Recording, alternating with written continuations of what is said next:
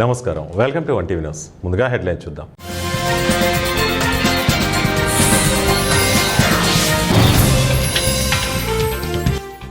America కస్టడీలో 2 భారత విద్యార్థులు. America immigration and customs enforcement అధికారుల ఆకస్మిక దాడులు.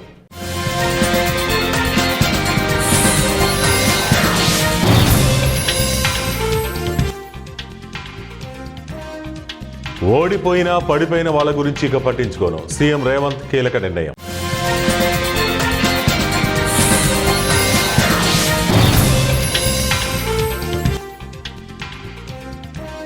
ఆపరేషన్ స్వదేశ్, ఇరాన్లో చిక్కుకున్న 10,000 మంది భారతీయులను తరలించనున్న కేంద్రం. నిర్మల్ జిల్లాలో పలు అభివృద్ధి పనులను ముఖ్యమంత్రి రేవంత్ రెడ్డి ప్రారంభించారు. అనంతరం నిర్మల్ పట్టణంలోని ఎన్టీఆర్ స్టేడియంలో ఏర్పాటు చేసిన బహిరంగ సభలో పాల్గొని ప్రసంగించారు. ఆదిలాబాద్ జిల్లా అంటే నాకు ప్రత్యేకమైన అభిమానం. ఈ జిల్లాకు ఘనమైన పోరాట చరిత్ర ఉంది. ఉమ్మడి రాష్ట్ర పాలకులతో పాటు గత 10 ఏళ్ల బీఆర్ఎస్ పాలనలోనూ ఆదిలాబాద్ జిల్లా అన్యాయానికి గురైంది. బీఆర్ఎస్ నేతలు పట్టించుకుని ఉంటే చకానా కొరాటా ప్రాజెక్టు ఎప్పుడో పూర్తయ్యేది. తాము పక్కా ప్రణాళికతో జిల్లా అభివృద్ధికి ముందుకు వెళ్తున్నాం. ఉమ్మడి ఆదిలాబాద్కు యూనివర్సిటీ ఇచ్చే బాధ్యత నాది. ఎవరు అడ్డుపడకుండా పార్టీలకు అతీతంగా సహకరించండి. అడ్వాన్స్డ్ టెక్నాలజీ సెంటర్ని కూడా నిర్మల్ జిల్లాలో ఏర్పాటు చేస్తాం. స్టేడియం, కొత్త కలెక్టరేట్తో పాటు అక్కడ నేతలు కోరినన్ని ఇవ్వడానికి సిద్ధంగా ఉన్నాం. పాలమూరు జిల్లాతో సమానంగా ఆదిలాబాద్ను అభివృద్ధి చేస్తాం. అసెంబ్లీలో ఆదిలాబాద్ నేతలతో ప్రత్యేకంగా సమావేశం జరిపి బడ్జెట్లో కేటాయింపులు కూడా చేస్తాం. బడ్జెట్ సమావేశాలలోపే తుమ్మిడిహట్టి వద్ద నిర్మించాల్సిన ప్రాజెక్టు ప్రణాళికలు సిద్ధం చేస్తాం. ఆదిలాబాద్లో ప్రతి ఎకరాకు నీరందిస్తాం. ఎర్ర బస్సు రావడమే కష్టంగా ఉండే ఈ ప్రాంతానికి ఎయిర్పోర్ట్ తీసుకొస్తాం. దానికి స్వయంగా ప్రధాని మోదీ చేత ప్రారంభింపజేస్తాం. అతిపెద్ద పారిశ్రామిక వాడను కూడా ఆదిలాబాద్లో ఏర్పాటు చేస్తాం. నిరుద్యోగ యువతకు ఉద్యోగ అవకాశాలు కల్పిస్తాం. ఎన్నికలు వచ్చినప్పుడు రాజకీయాలు చేద్దాం, కానీ ఎన్నికలు ముగిసిన తర్వాత అందరం కలిసి అభివృద్ధికి కృషి చేద్దాం. పదే పదే ప్రధాని మోడీని కలుస్తున్నా. రాష్ట్రానికి నిధులు తీసుకొచ్చేందుకు చేయాల్సిన ప్రయత్నాలన్నీ చేస్తున్నాను. ప్రజల కోసం, తెలంగాణ అభివృద్ధి కోసం ఎవరినైనా కలుస్తా, ఎక్కడికైనా వెళ్తా. వ్యక్తిగత ప్రయోజనాల కోసం ఏనాడు పాకలాడలేదు. అడగకపోతే అమ్మ కూడా పెట్టదు అంటారు. అందుకే ప్రతిసారి వెళ్లి పరిస్థితిని మోడీకి వివరించి అభివృద్ధికి సహకరించండి అని మోడీని కోరుతున్నారన్నారు. అమెరికాలో ఉన్నత చదువుల కోసం వెళ్లిన భారతీయ విద్యార్థులకు ఆందోళన కలిగించే ఘటన చోటు చేసుకుంది. సెయింట్ లూయిస్ పార్కులోని ఓ ప్రముఖ భారతీయ రెస్టారెంట్లో America immigration and customs enforcement అధికారులు ఆకస్మిక దాడులు నిర్వహించారు. తనిఖీల్లో భాగంగా అక్కడ పనిచేస్తున్న పలువురు సిబ్బందిని ప్రశ్నించిన అధికారులు 2 భారతీయ విద్యార్థులను అదుపులోకి తీసుకున్నారు. ప్రాథమిక సమాచారం ప్రకారం వీసా నిబంధనలను ఉల్లంఘించారన్న ఆరోపణలతోనే ఈ 2 విద్యార్థులను కస్టడీలోకి తీసుకున్నట్టు తెలుస్తోంది. దీనిపై అధికారిక ప్రకటన వెలువడాల్సి ఉంది. కాగా ఈ విద్యార్థులు తమ వీసా నిబంధనలకు విరుద్ధంగా పార్ట్ టైం ఉద్యోగాలు చేస్తున్నందువల్లే ఈ చర్యలు తీసుకున్నట్లు విశ్వసనీయ వర్గాల సమాచారం. అంతర్జాతీయ విద్యార్థులకు ఉపాధి కల్పిస్తున్న ప్రదేశాలపై ఇటీవల కాలంలో అమెరికా ఇమిగ్రేషన్ అధికారులు నిఘా పెంచారు. గత కొన్ని నెలలుగా అనధికార ఉపాధి, వీసా నిబంధనల అమలుపై ఐసీఈ అధికారులు పలు రాష్ట్రాల్లో ఈ తరహా చర్యలు ముమ్మరం చేశారు. ప్రభుత్వ వ్యతిరేక నిరసనలతో అట్టడుగుతున్న ఇరాన్లో చిక్కుకున్న భారతీయులను స్వదేశానికి రప్పించడానికి కేంద్రం చర్యలు ప్రారంభించింది. అక్కడ ఉన్న వారిని విమానాల ద్వారా మన దేశానికి రప్పించేందుకు ఆపరేషన్ స్వదేశ్ను ప్రారంభించింది. ఇందులో భాగంగా మొదటి విమానం శుక్రవారం ఢిల్లీకి చేరుకోనుంది. ప్రస్తుతం ఇరాన్లో 10,000 మంది భారతీయులు చిక్కుకుపోయారు. ఇందులో విద్యార్థులు, వ్యాపారవేత్తలు, ప్రొఫెషనల్స్ ఉన్నారు. 2,500 నుంచి 3,000 మంది విద్యార్థులు అక్కడ మెడిసిన్ విద్యను అభ్యసిస్తున్నారు. కాగా ముందు జాగ్రత్త చర్యగా ఇరాన్కు ఎటువంటి ప్రయాణాలు పెట్టుకోవద్దని కేంద్ర విదేశాంగ శాఖ మన ప్రజలకు అడ్వైజరీ జారీ చేసింది. తమ పూర్తి వివరాలు, పాస్పోర్ట్లను భారత ఎంబసీ సేకరించిందని, శుక్రవారం ఉదయం 8 గంటలకు మొదటి బ్యాచ్ను తరలిస్తాం, సిద్ధంగా ఉండమని చెప్పిందని జమ్మూ కాశ్మీర్ స్టూడెంట్ అసోసియేషన్ తెలిపింది. కాగా ఇరాన్లో జరుగుతున్న అల్లర్లలో ఇప్పటి వరకు 2,550 మంది మరణించారని, అందులో 2,403 మంది ఆందోళనకారులు, 147 మంది ప్రభుత్వ ఉద్యోగులు ఉన్నారని మానవ హక్కుల ఏజెన్సీ ఒకటి వెల్లడించింది. మార్కాపురం జిల్లా సంయుక్త కలెక్టర్గా పులి శ్రీనివాసులు శనివారం బాధ్యతలు చేపట్టారు. ఈ సందర్భంగా మార్కాపురం శాసనసభ్యులు కందుల నారాయణ రెడ్డి పుష్పగుచ్చం ఇచ్చి మర్యాదపూర్వకంగా కలిశారు.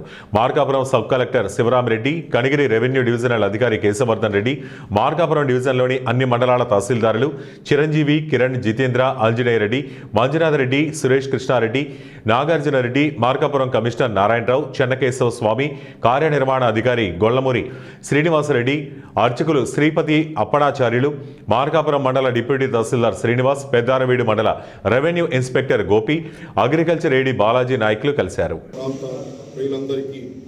ప్రాముఖ్యముగా మార్కాపురం జిల్లాకు నైనా మీరు అనుగ్రహించడానికి మీరు సిద్ధపడిన విధానాన్ని బట్టి మిమ్మల్ని స్తుతిస్తూ ఉన్నాం. నాయన ఇదిగో దైవజనుడు, నాయన ఇదిగో ఎందరో ప్రార్థించారు, ఎందరో నాయకులు నాయన ఇదిగో ఈ యొక్క జిల్లాకు ప్రయాసపడ్డారు. వారి ప్రయాసాన్ని బట్టి మిమ్మల్ని స్తుతిస్తూ ఉన్నాం. దేవా గడిచిన మాసంలో దేవా చిరకరముగా ఏర్పరిచిన విధానాన్ని బట్టి పరిపాలన జరిగిస్తూ ఉన్న విధానాన్ని బట్టి మిమ్మల్ని స్తుతిస్తూ ఆయన నీతిపరమైన న్యాయపరమైనటువంటి పరిపాలన చేయగలుగుటకై మీ ఆత్మ సహాయము దయచేయుదని మీ సన్నిధిలో ప్రార్థన చేస్తూ ఉన్నాం. ఆయన ఇదిగో ఈ సమయంలో ఛార్జ్ షీట్ తీసుకున్నటువంటి నాయన జాయింట్ కలెక్టర్ గారిని బట్టి నాయన కలెక్టర్ గారిని బట్టి మిమ్మల్ని స్తుతిస్తూ ఉన్నాం. వారి పరిపాలనలో నాయన నీతిమంతమైనటువంటి ప్రతి పరిపాలన జరిగించుటకు మీ ఆత్మ సహాయము దయ ప్రార్థన చేసి అడుగుచూ ఉన్నాము తండ్రి. ఆమేన్.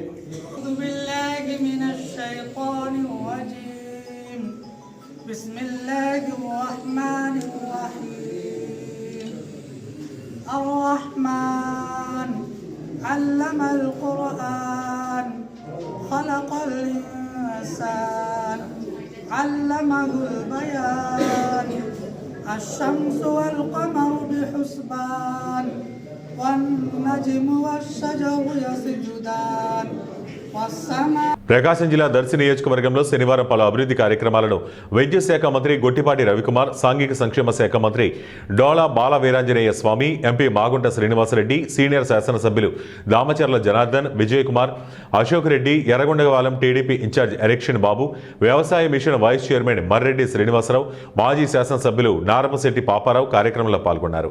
అనంతరం ఎన్టీఆర్ విగ్రహావిష్కరణ కార్యక్రమం నిర్వహించారు.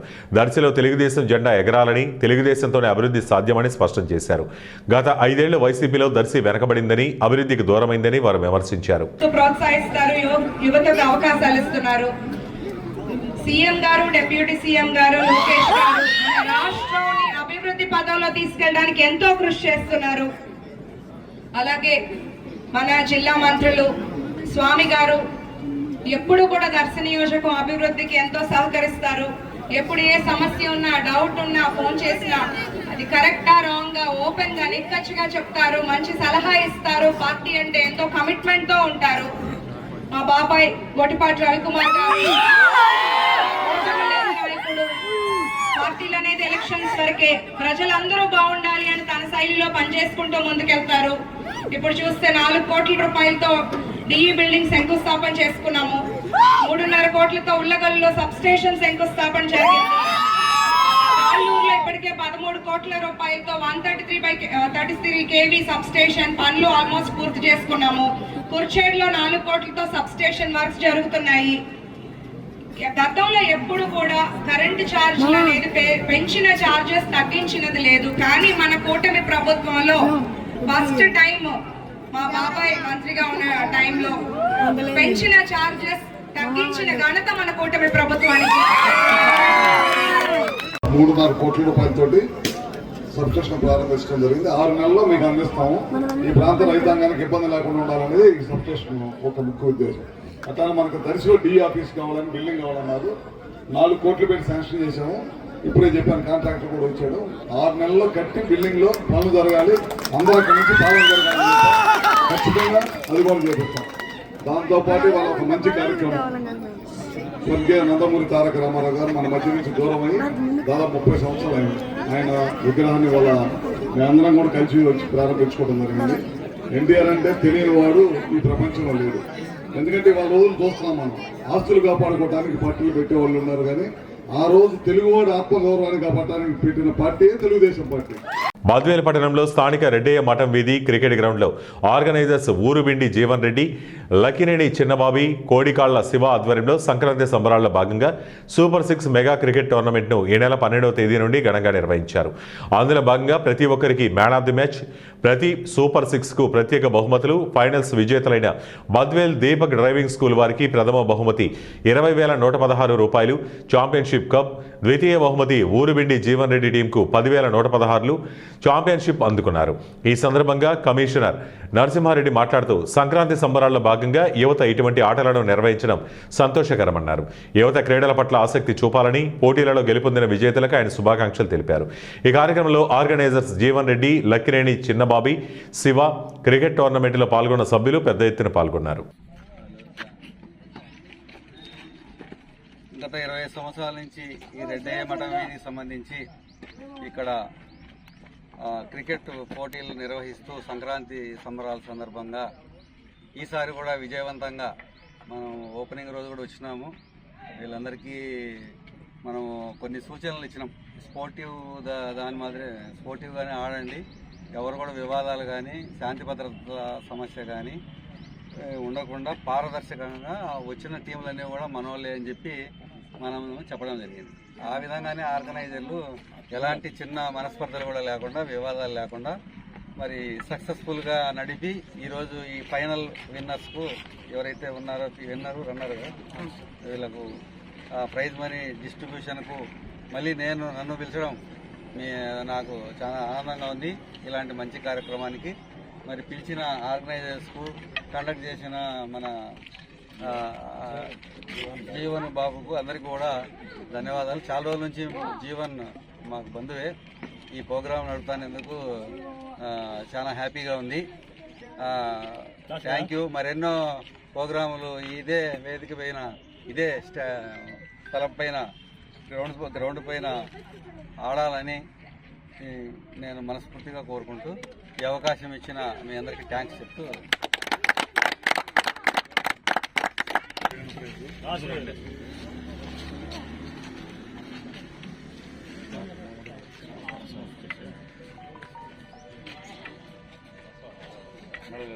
కర్నూలు అవుట్డోర్ స్టేడియంలో స్టీఫెన్ హాకింగ్ పారా స్పోర్ట్స్ ఆధ్వర్యంలో దివ్యాంగులకు జిల్లా స్థాయి క్రీడా పోటీలు ఘనంగా ప్రారంభమయ్యాయి.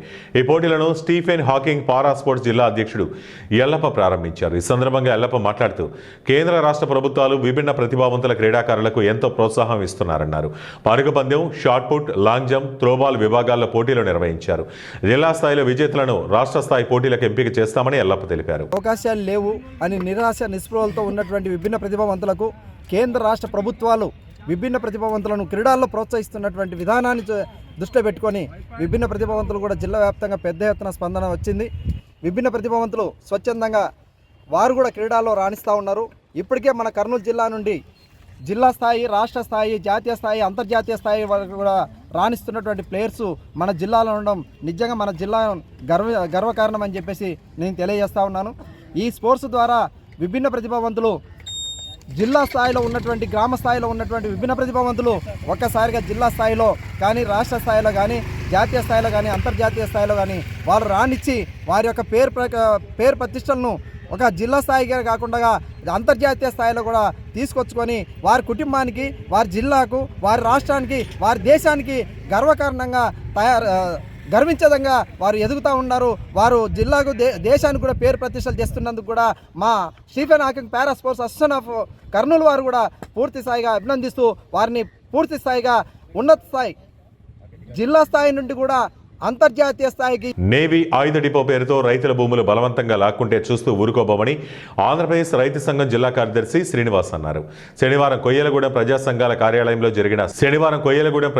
కార్యాలయంలో జరిగిన సమావేశంలో ఆయన మాట్లాడుతూ జీలిగమిల్లి మండలం వంకావారిగూడెంలో ఏర్పాటు చేయాలనుకున్న నేవీ ఆయుధ డిపోను స్థానిక ప్రజలు వ్యతిరేకించడంతో కొయ్యలగూడెం మండలం బోడిగూడెం, మంగపతి దేవిపేట గ్రామాల పరిధిలో ఏర్పాటు చేయాలని ప్రతిపాదించడాన్ని సంబంధిత గ్రామాల రైతులు తీవ్రంగా వ్యతిరేకిస్తున్నారని చెప్పారు. ఇప్పటికే ఈ గ్రామాల పరిధి రైతులు ఏలూరు కలెక్టరేట్ ముందు ధర్నా నిర్వహించారని, ఆందోళనలు చేపట్టారని గుర్తు చేశారు. తమ భూములు కోల్పోయి రోడ్డున పడతామని రైతులు ఆవేదన చెందుతున్నారన్నారు. ప్రభుత్వ భూములు అండగా రైతుల భూములను బలవంతంగా లాక్కోవాలని ప్రయత్నాలు చేయడం దుర్మార్గమని విమర్శించారు. రైతులు చేస్తున్న పోరాటానికి ఆంధ్రప్రదేశ్ రైతు సంఘం సంపూర్ణ సంఘీభావం ప్రకటిస్తున్నట్లు చెప్పారు.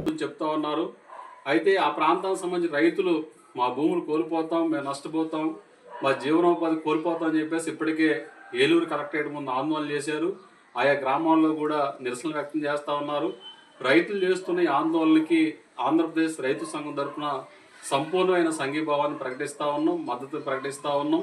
భవిష్యత్తులో రైతులు చేస్తున్న పోరాటంలో కూడా రైతు సంఘం కూడా భాగస్వామ్యం అవుతుందని చెప్పేసి కూడా మేము తెలియజేస్తూ ఉన్నాం. ఇవాళ రైతులు అంగీకరించకుండా రైతుల భూములు బలవంతంగా లాక్కునే విధంగా రాష్ట్ర ప్రభుత్వం, ఇక్కడ ఉన్న అధికార యంత్రాంగం వ్యవహరిస్తే కనుక భవిష్యత్తులో రైతులతో కలిపి పెద్ద ఎత్తున ఆందోళన పోరాటాలు చేయాల్సి వస్తుందని చెప్పేసి మేము భావిస్తూ ఉన్నాం. ఇప్పటికే ఆ ఆయుధ డిపోని జీలిగిమిల్లి మండలం వంకావారిగూడెం ప్రాంతంలో పెట్టడానికి అక్కడ ఆ ప్రాంత గిరిజనులు, రైతాంగం కూడా తీవ్రంగా వ్యతిరేకించిన నేపథ్యంలో ఈ ప్రాంతంలో ఏర్పాటు చేస్తామని చెప్పేసి చెప్పడం వలన ఇక్కడ రైతాంగం ఆందోళన వ్యక్తం చేస్తూ ఉన్నారు. గతంలోనే మేము చెప్పాం, ఇవాళ ప్రభుత్వ భూములు ఉన్నాయి, అటవీ భూములు ఉన్నాయి, మరి అట్లాంటి ప్రాంతంలో ప్రజలకి, రైతాంగానికి ఇబ్బంది లేని పద్ధతుల్లో దాన్ని ఏర్పాటు చేసుకోవచ్చు అని చెప్పేసి చెప్పినా సరే ఇవాళ అధికారులు మాత్రం బలవంతంగా రైతుల భూములు లాక్కునే ఆ ప్రాంతాల్లోనే పెట్టాలనే పద్ధతుల్లో వ్యవహరించడం సరైన పద్ధతి కాదు. బలవంతపు భూసేకరణ చేస్తే కనుక ఊరుకునేది లేదు. భవిష్యత్తులో రైతులు చేస్తున్న ఆందోళన పోరాటాల్లో కూడా మేము కూడా భాగస్వామ్యం అవుతామని చెప్పేసి సందర్భంగా నేను తెలియజేస్తా ఉన్నాను. జయశంకర్ భూపాలపల్లి జిల్లా ఎమ్మెల్యే క్యాంపు కార్యాలయంలో పేదలు నిరుపేదల సంక్షేమమే సీఎం రేవంత్ రెడ్డి ప్రజాప్రభుత్వ ప్రధాన లక్ష్యమని భూపాలపల్లి ఎమ్మెల్యే గండ్ర సత్యనారాయణరావు అన్నారు. శనివారం జయశంకర్ భూపాలపల్లి కేంద్రంలోని మంజూరు నగరంలోని ఎమ్మెల్యే క్యాంపు కార్యాలయంలో భూపాలపల్లి మరియు గణపురం మండలాల్లోని వివిధ గ్రామాలకు చెందిన మొత్తం 77 మంది లబ్ధిదారులకు 22,59,500 విలువైన చెక్కులను ఎమ్మెల్యే గండ్ర సత్యనారాయణరావు చేతుల మీదుగా పంపిణీ చేశారు. ఈ సందర్భంగా ఎమ్మెల్యే గండ్ర సత్యనారాయణరావు మీడియాతో మాట్లాడుతూ పేదలు నిరుపేదల సంక్షేమమే రాష్ట్ర ప్రభుత్వ ప్రధాన లక్ష్యమని తెలిపారు. ముఖ్యమంత్రి రేవంత్ రెడ్డి నేతృత్వంలోని ప్రభుత్వం ప్రజల కష్టాలకు ఎల్లప్పుడూ అండగా ఉంటుందని చెప్పారు. అనారోగ్యంతో బాధపడుతున్న వారికి సీఎం రిలీఫ్ ఫండ్ ఎంతో ఉపశమనాన్ని కలిగిస్తుందని పేర్కొన్నారు. ప్రభుత్వ సంక్షేమ పథకాలు అర్హులైన ప్రతి ఒక్కరికి అందేలా కృషి చేస్తున్నామని, భూపాలపల్లి నియోజకవర్గ అభివృద్ధి కోసం నిరంతరం పనిచేస్తామని ఎమ్మెల్యే తెలిపారు. ఈ కార్యక్రమంలో స్థానిక ప్రజాప్రతినిధులు, కాంగ్రెస్ పార్టీ నాయకులు మరియు లబ్ధిదారులు పాల్గొన్నారు.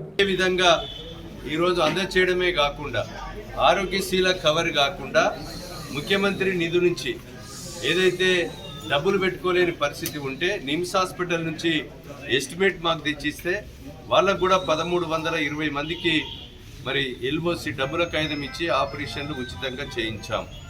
ఇంకా కూడా నియోజకవర్గ ప్రజలకు మీడియా ద్వారా, ప్రింట్ అండ్ ఎలక్ట్రానిక్ మీడియా ద్వారా నేను విజ్ఞప్తి చేస్తున్నా, మీరు ఆరోగ్యశీల కవర్ కాక డబ్బులు పెట్టుకోలేని పరిస్థితి ఉంటే భూపాలపల్లి మున్సిపాలిటీ నియోజకవర్గ ప్రజలకు నేను విజ్ఞప్తి చేస్తున్నా, మీరు నిమ్స్ హాస్పిటల్ పోయి ఎస్టిమేట్ తెచ్చి మాకు ఇవ్వండి.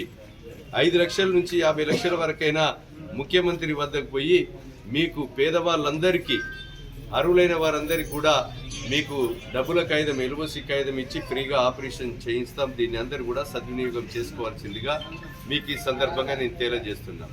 శ్రీకృష్ణదేవరాయల 555వ జయంతిని పురస్కరించుకుని కుప్పం పట్టణంలో బలిజకుల నాయకులు, చిత్తూరు జిల్లా తెలుగుదేశం పార్టీ ప్రధాన కార్యదర్శి గోపీనాథ్ ఆధ్వర్యంలో బలిజకులస్తులు భారీ ర్యాలీ చేపట్టారు. ఈ కార్యక్రమానికి ముఖ్య అతిథులుగా ప్రభుత్వ whip MLC Kanchela Srikanth, APSRTC vice chairman Muniratnam, PKM కూడా చైర్మన్ డాక్టర్ సురేష్ బాబు, మాజీ market committee chairman Satyendra Sekhar, Manju పాల్గొన్నారు. కుప్పం చెరువు కట్ట కింద నుంచి సాంస్కృతిక కార్యక్రమాలు నిర్వహిస్తూ కుప్పం ఆర్టీసీ బస్టాండ్ ప్రాంగణంలో ఏర్పాటు చేసిన సభా ప్రాంగణానికి చేరుకున్నారు. అష్టదిగ్గజాలు దాంట్లో మనం అంతా ఎంతో స్టోరేజ్ చదువుకుంటాం. తెనాలి రామకృష్ణుడు, ఈరోజు ఇక్కడ చంద్రగిరి కోట దగ్గర కూడా మనకి దానికి సంబంధించిన ఆనవాళ్ళు కూడా కనపడతాయి. ఇంకా చెప్పాలంటే నాకు మా కందుకూరు పేరు స్కందపూరి సార్, స్కందపూరి, మా కందుకూరు పేరు స్కందపూరి. విజయనగర సామ్రాజ్య అధీనంలో అక్కడ ఉండేటటువంటి సామంతరాజు పరిపాలించేవాళ్ళు. మాది పామూరు రోడ్డు అంటాం, ఒక మెయిన్ రోడ్డు. దాంట్లో శ్రీకృష్ణదేవరాయలు వచ్చి వెళ్ళారు ఇక్కడి నుంచి ఈ రూట్లో అని చెప్పినేసి కూడా మా దగ్గర కూడా చరిత్ర ఆనవాళ్ళు ఉన్నాయి. సో అటువంటి ఒక అద్భుతమైన వ్యక్తి గురించి ఈరోజు మనం ఆయన జయంతిని ఇంత ఘనంగా జరుపుకోవడం సంతోషకరం. పేసం సార్ చెప్పినట్టు ఇందాక మన చంద్రబాబు నాయుడు గారు కూడా అటువంటి ఒక దక్షిణ భారతదేశం కాదు, భారతదేశం మొత్తం కూడా గర్వించదగ్గ నాయకుడి కింద ఎదిగారు. అటువంటి స్ఫూర్తిని మనం ఖచ్చితంగా చంద్రబాబు నాయుడు గారి దగ్గర తీసుకోవాలి. 100% ఈరోజు తెలుగుదేశం పార్టీ అధికారంలో ఉన్న ప్రతిసారి బలిజ కాపు సోదరులకు అందరికీ అండగా నిలబడిన ఏకైక పార్టీ తెలుగుదేశం పార్టీ అని చెప్పనేసి నేను సందర్భంగా తెలియజేస్తున్నా.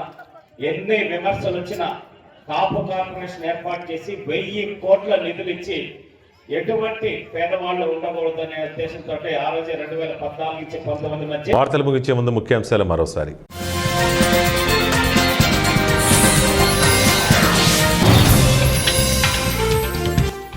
అమెరికా కస్టడీలో 2 భారత విద్యార్థులు. America immigration and customs enforcement అధికారుల ఆకస్మిక దాడులు.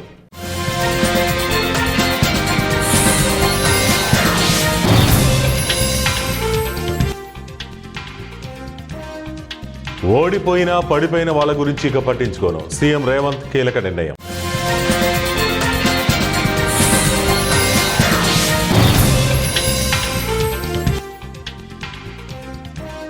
ఆపరేషన్ స్వదేశ్, ఇరాన్లో చిక్కుకున్న 10,000 మంది భారతీయులను తరలించనున్న కేంద్రం. ఇవి ఇప్పటి వరకు ఉన్న బులెటిన్ అప్డేట్స్. మరిన్ని అప్డేట్స్ కోసం చూస్తూనే ఉండండి వన్ టీవీ న్యూస్.